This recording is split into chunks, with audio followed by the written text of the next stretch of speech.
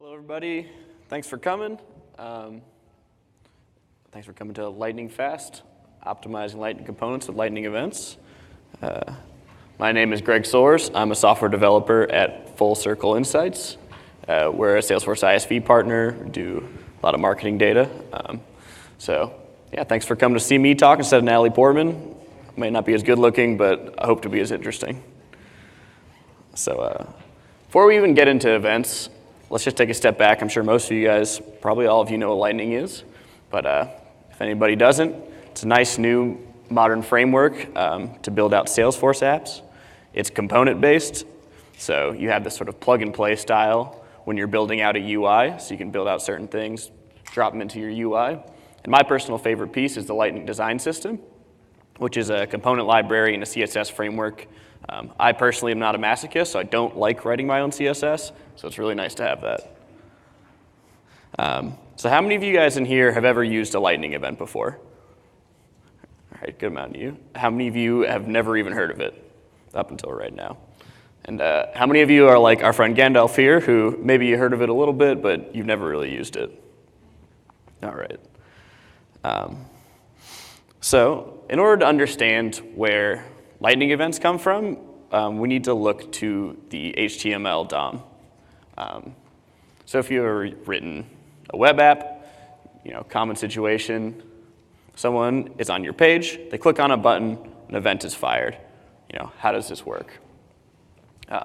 So that event is fired on the button, and it actually will originate from the top of your HTML hierarchy, moving down in what's called the capture phase. And then when it reaches that button, it'll then propagate back up through your hierarchy in what's called the bubble phase. Where these names come from is a little bit of computer science history. Netscape, way back in the day, was adamant that everything should be handled in the capture phase. It should all start from the top. And on the flip side, Microsoft thought everything should come from the component that's firing. It should move up in the bubble phase. And W3 said, all right, we'll do both. It's fine. And so this is where it gets you. And so Lightning events, very similar to DOM events, with a little bit of a Salesforce twist. So it allows you to communicate amongst your different Lightning components, pass information around, tell your different components certain things are happening. And so really the big difference is that there's two different types of Lightning events. There's application events, which differ pretty greatly from DOM events, as well as component events, which are very similar.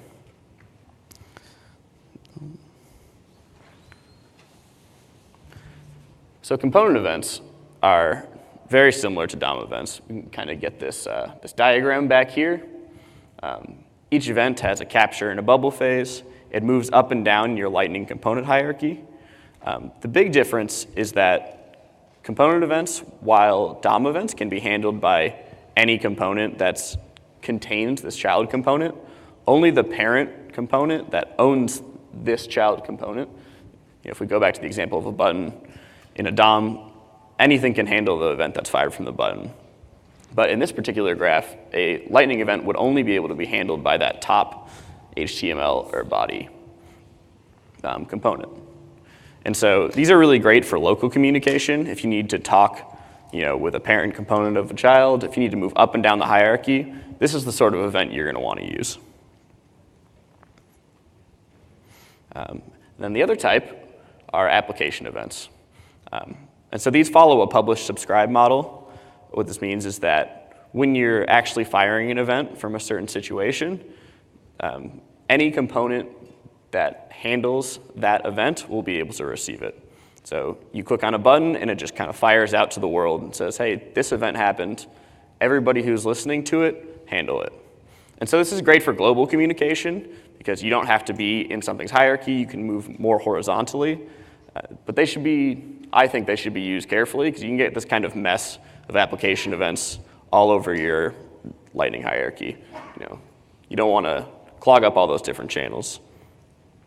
So let's get into what an event actually looks like. I'm sure any of you who have ever written Lightning code, this looks very familiar. You'll notice at the top, instead of the Aura component tag, we just have an Aura event tag. And so next to it, we have the type of component. And then just like any other component, we have these attribute tags. They have a name, they have a type. This is how you pass information through an event. In this case, you have the context, maybe where it's fired from, and then the component type, what type of component is actually firing it. So when you want to use these events, you're going to have to fire it. So let's say we have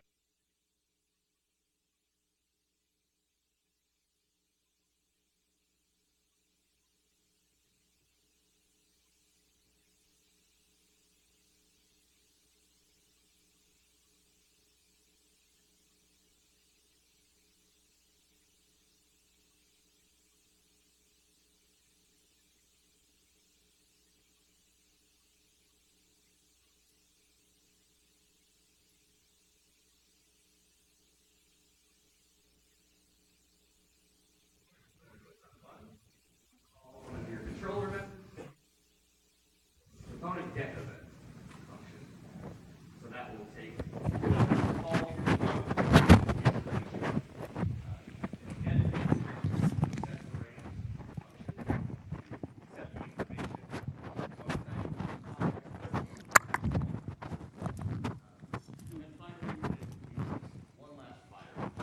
ready to go and everything's set up.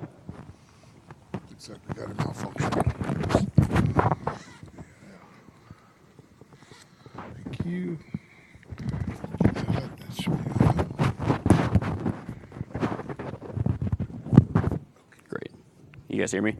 All right. I'll keep going. So yeah. Okay. As I was saying, eventually you're going to fire it off. And this is how everything else is going to receive your event. In this case of a component event, it's going to move up the hierarchy, like I said, in those capture and bubble phases, where your parent components can handle it. And so when it actually gets to those parent components, you're going to have to handle it. So again, out on the component, you're going to have this Aura handler tag, which you name it again, and you specify the event with the event parameter. And then most importantly is you're going to have this action tag, which this is how you tell your component which controller method to fire when you actually handle that event.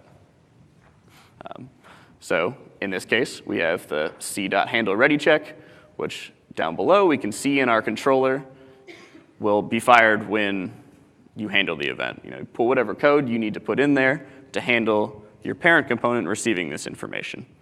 And I included a couple optional tags in here just to kind of give a little bit more information to you guys.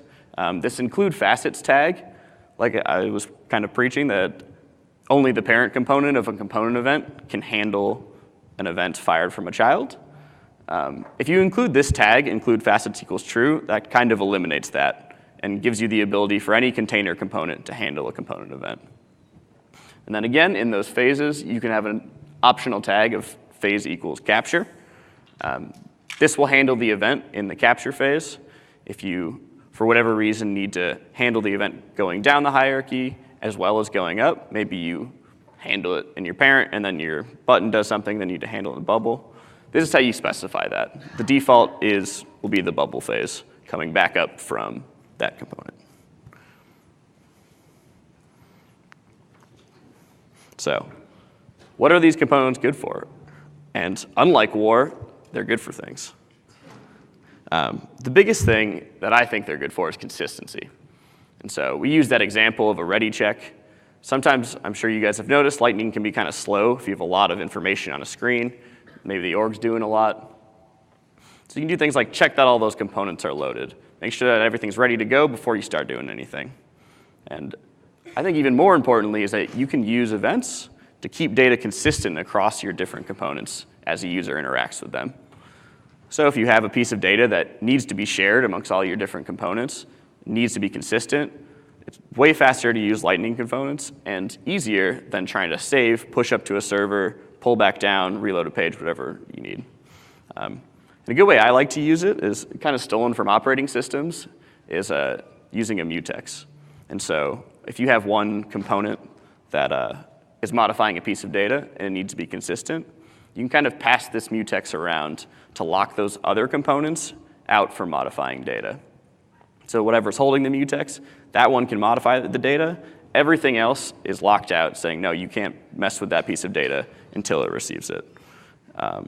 And finally, kind of similarly, if you need to execute code in a correct order across different components, you can use events to do that. That way they don't need to know a lot of information about other components. They don't need to be super smart besides just telling them when something finishes. So, as you might have noticed from the title, speed is also a huge detail with this. If you've ever made a call to your Apex controller from your Lightning component, you realize how slow they can be sometimes. You call up, you have to wait for everything else to finish because they're asynchronous. It's hard to keep everything in line. So using events, it just fires, everything is done on the client side, fires immediately, goes across handles, it's great. And like I said about asynchronous conditions, it's easier to avoid race conditions amongst your different components using events. You don't have this issue of waiting for something to finish. You don't know when certain pieces of code are going to execute. You just tell the other component, hey, I'm done with this. Here's that piece of information. Boom, you're done. So a great way to handle your events, obviously you're going to want to think about how you put them into your architecture. Good quote by Scott Adams, engineers like to solve problems. If there are no problems handily available, they'll create their own problems. And so what we want to do is we don't want to do that. We want to think about it from the beginning, put events in so we don't make our own problems.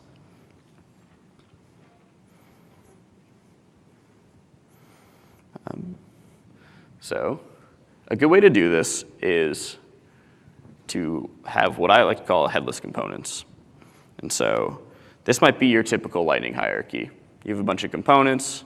They all talk to the platform. Maybe they talk to their subcomponents in some way. But there's not a whole lot of information moving around those different pieces.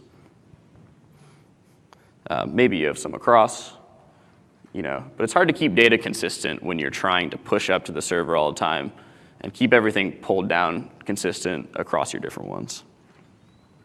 So a great way to get around that is just putting some sort of component on top of all of those. Now this component wouldn't be visual. It wouldn't have any sort of UI aspect to it, but it sort of acts as your gatekeeper amongst your different components. It handles all of the calls to your server, anything on saving and unloading. Come on. There we go, sorry about that. Any sort of save or any sort of load is going to go through this headless component. So when you're pulling information down, you're going to load the page, get everything through the headless component, and then propagate your information down as you need to. And I think more importantly, when you're saving something, you're going to tell your headless component, hey, I'm ready to save. Let's save all the information. All your subcomponents, your components don't need to know about your other components. They don't need to be smart because you have this headless component talking amongst all the different ones with different events to make sure that everything goes smoothly. So let's look at that, how you might use that in an example.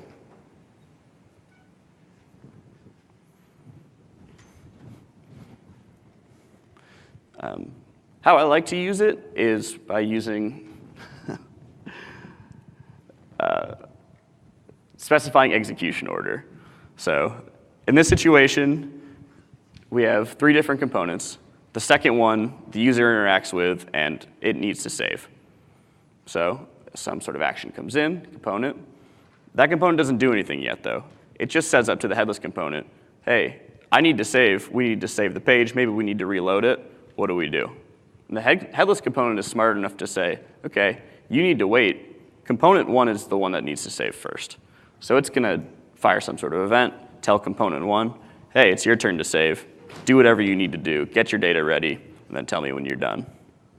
And do that with each component until it's ready to go. Get all that information in one place, and make a call over to the server when you're done. So it does that, gets a call back. In this situation, maybe we want to reload the page, refresh the information. Maybe some sort of information processing happened on the server side, and we want to display that to the user. And similarly, we could do this if you know there's one set execution order. Maybe you want your components to talk amongst each other, or you need to pass information along them. So again, user calls for a save, does something. This first component all the way on the left handles its information, maybe fires an application event to pass some more information along to a component, and so on and so forth, until you get to the last one, which will, again, push up to the headless component, save some information to the platform, do whatever it needs to do, and get down. And so when you're doing this, it really allows you to make sure that your data is all good, all in one place. And personally, for me, it makes it a lot easier to actually make that transaction across to the server and back. If you have it all in one place, you're not making a bunch of different calls, making sure that everything is ready to go. So I'm going to show you guys a little bit of demo here. So what inspired this talk really was I had this problem where I had to have an active component and a draft component. The active component needed to be immutable, it needed to work because it messed with customer workflows and set certain values. And so our solution was, let's have a draft component that you can mess with. So the problem was, I need to validate both those components. What happens when I need to save that draft component and push out the active component? What order do I do this in? How do I get this around? Who pushes the data to the server? And so my solution was events and kind of all the things that I've talked about today. So I'm going to show you a little quick demo that I mocked up. So we come to this page. Very exciting. We have two components. Neither one is active yet. I do some work on it and say, all right, I'm going to activate this component. It activates, and boom, you're ready to go. Maybe something's happened in your org, that one's working. You come back a little bit later and you say, actually, I need this one active now. And so you just come into this UI, hit it, activate it. That one tells the other one, hey, you need to deactivate yourself, and just like that, it handles it. So you might have noticed when I reload the page again, both of those activate buttons are deactivated. That's because I actually used a headless component to handle both of them being ready. So once it receives a ready check from both of those components, it tells them back, that's fine, now you guys are ready to go. Now the user can interact with you. So let's dive into the code a little bit. So this example component would be one of these components right here. I'm sure this looks familiar to a lot of you guys.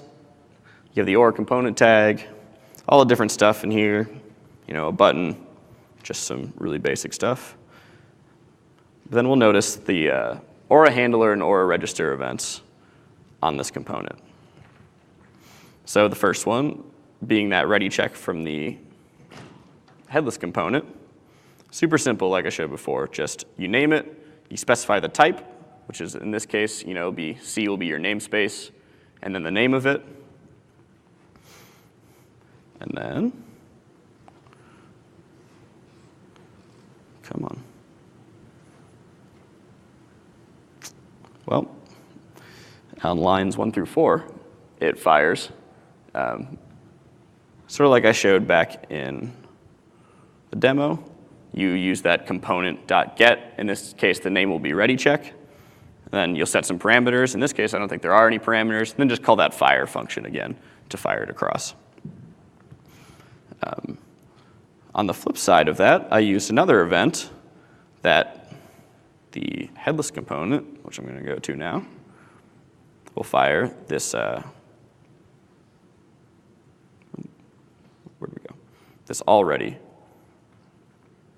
So back on the component, we have this already handler.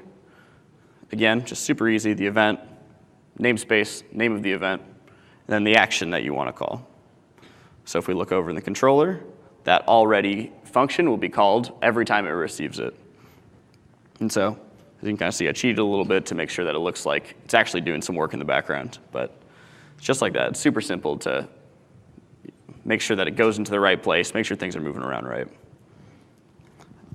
So let's look at the other part of the components, or the other event on this page. And that would be the activating of the components. So this one is actually an application event. So you can see, super easy to specify the type. you just switch it over from component to application, it handles it fine. And you'll see that on this component, it has both a register event of the activation and a handler for it. This works, totally fine. So when you're firing it, same thing, you register it like that. But then, we're going. And we get down here to the handle activate event. So really the problem with this is that you have a handler and a firer on the same component. And when it actually gets that event back, it's not going to be able to tell where that came from. It will handle its own event, but it doesn't know that it's its own event. So in some way, you're going to have to flag that. In this case, I just use this attribute. If it's already active, then we know that it's the one that fired it, or so on and so forth, vice versa. So we handle it. We just go in this function, set some information, pass some stuff along. When it's ready to go, set it to false. We're good to go. And so one thing I wanted to point out on the headless component, as you can see, no actual markup, no actual UI to it. It's just instantiating those two different components. But you'll notice I actually specified the ready check attribute right here on those components. And so the way that this is actually built out, that's another way to specify the handler for the event. There's a few different ways that it works. Sometimes it's hard to tell which way you need to use. Honestly, what you're going to have to do is just go look in the documentation, just look on Stack Overflow. I've definitely had a few times where I'm just super confused, why isn't this handling it? Why isn't this working? So you just want to keep that in the back of your mind when you're working with it, that if it doesn't seem like it's handling it, go check out the documentation, see what other people have done, and it'll be a little easier than you might think to figure out what the problem is. So yeah. So if we go into, this is actually the UI page that inspired me to talk about this. So what my company does is marketing analytics. This specific piece of it allows you to set information on a funnel as a campaign member moves through it, all that good stuff. And so you can see here I have two, an active funnel, sorry, moving around. An active funnel named marketing. You can't mess with it, you can only view it, it's immutable. And a draft funnel named marketing. And so if I go in here and save and activate it, you can see that save successfully, reload page. All those principles that I talked about happen in that moment of someone on the user back on this page on the draft side says they're ready to go, save and activate. And then it fires across to the other active funnel. It'll talk amongst it. The idea where I got that mutex from is that it has a piece of information it needs to modify. Once it's done with that, then we know we're ready to go. It passes off that mutex to the active funnel, and boom, we're good to go.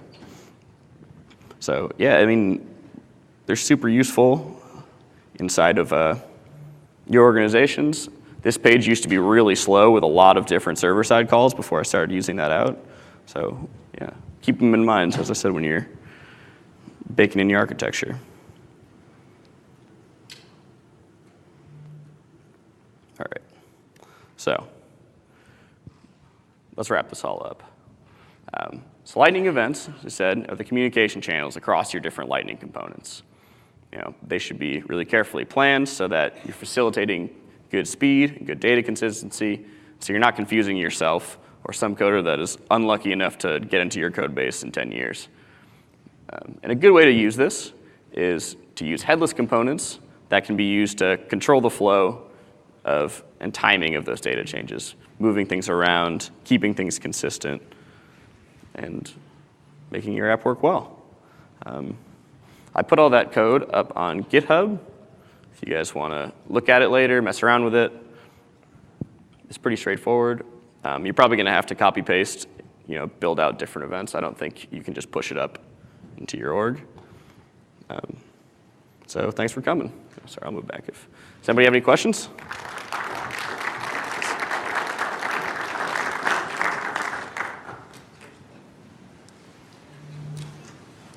Nope. All right.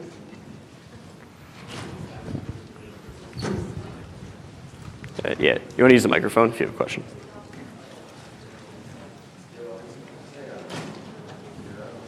Hi, my question is, why can't we use the methods? Sorry, I can't hear you. Okay, so, can you hear me now? Yeah. Yeah, my question is, why can't we use methods from one component to another component, signaling that, okay, I am now activating, deactivate that other component.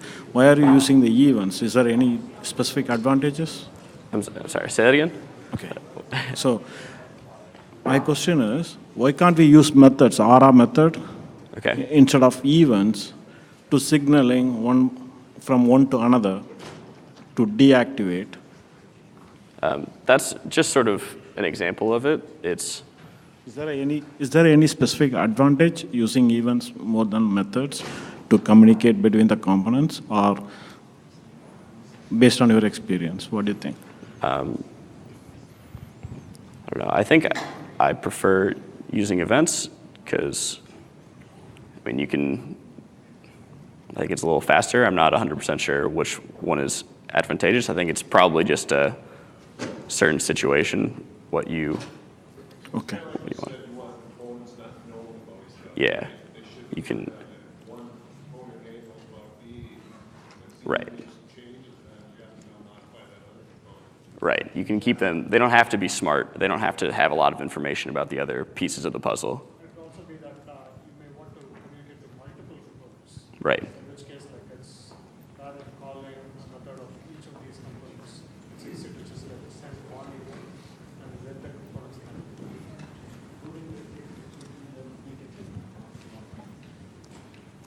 Yeah. Yeah, I don't know the answer to this. I haven't played with events a lot, but you said you couldn't tell the source of the event that was being fired. You use the current state of your Right. component. Isn't there like a get target method? Does anyone You can probably dig into the event, like when you to get actually, the source? Because I mean that's pretty important to know the source of the event, right? right. So the actual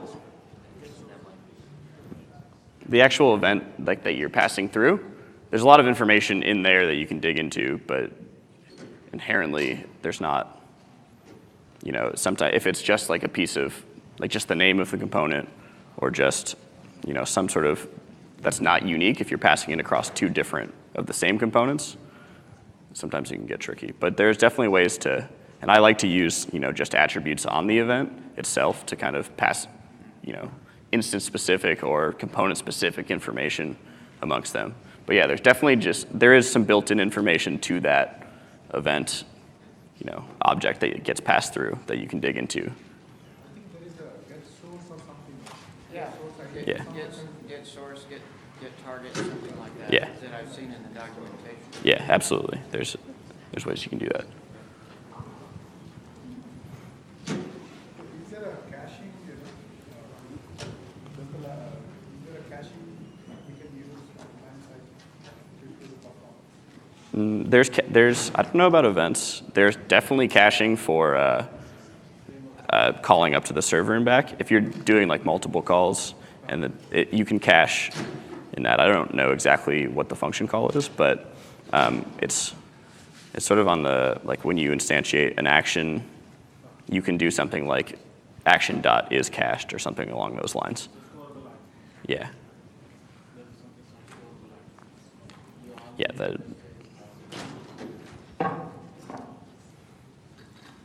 So to debug the stuff, right, do you use any tools like, I know events are asynchronous, right? Do you use, can we listen these events, see whether they've been capturing or not? So. Yeah, I use, most of the debugging I do is just in the actual like JavaScript log in your browser. Okay. But there's no Chrome plugin that helps us. There is, I forget the name. There's like a Chrome extension that will allow you to like dig into your Lightning components and Okay. see what their state is. I think it's, yeah, Lightning Inspector, that's what it's called. Yeah. thank And that's you. really good too. Yeah, it lets you like kind of view into it and see what's going on inside of your components. Thank you. Yep.